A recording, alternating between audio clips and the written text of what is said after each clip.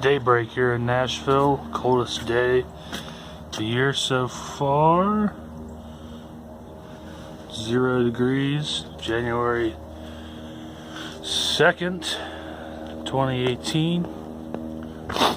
We're not going to try to start the 12 valve Cummins, but we do have to go to work. So we're going to start the 2016.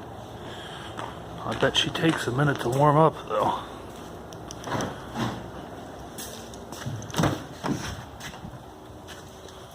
Let's see.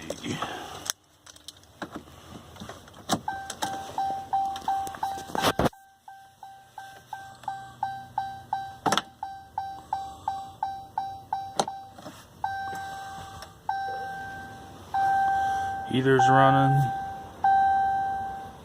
It says 9 on the truck, but it's colder than that. Oh, heater's done.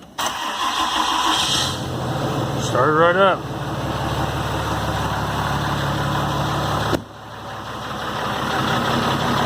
Making a few noises, but I'm right into fast idle.